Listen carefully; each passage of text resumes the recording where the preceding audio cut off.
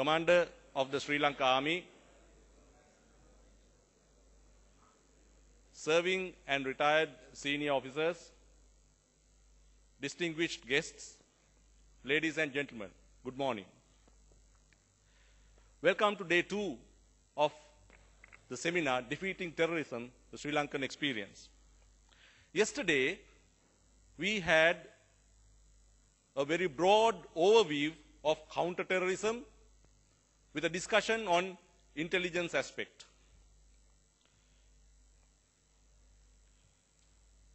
We had a series of wonderful presentations. Both local and international speakers shared their knowledge, expertise, and experience with all of us. Today, we will get to the heart of the matter and discuss humanitarian operations in detail. We are fortunate to hear the unfolding of the battles from the formation commanders who served in the field during that time. The first session of the day will be chaired by Major General Nandan Udawatta, who commanded a division during humanitarian operations.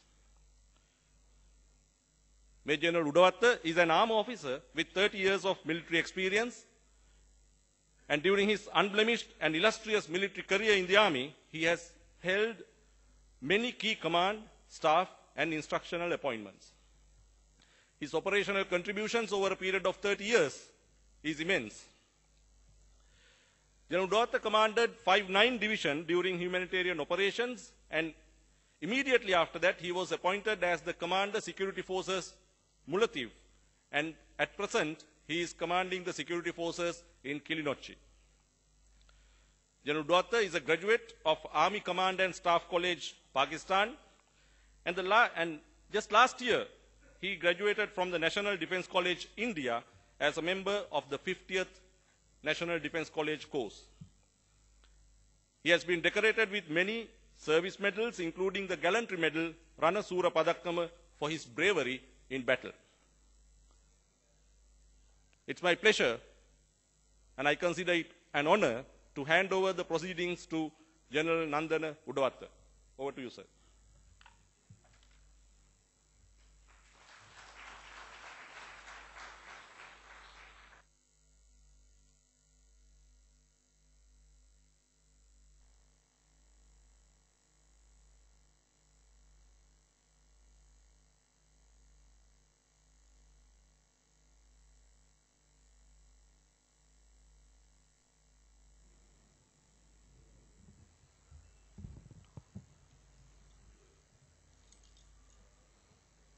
Ladies and gentlemen, good morning. On 18th May 2009, Sri Lanka reached a golden milestone in the annals of military history when it became the first country to eradicate terrorism comprehensively in the 21st century. This historic feat achieved by the valiant security forces of Sri Lanka was spearheaded by the army, supported by the sister services. The significance of the campaign should be viewed in the backdrop of the fact that the liberation tigers of Tamil Eelam had developed into an insurgent army possessing subconventional warfare capabilities, territorial control, and near-parallel governance, supported by a reputation of being the world's most ruthless and dangerous terrorist organization. The impossible, as propagated by many parties with vested interests,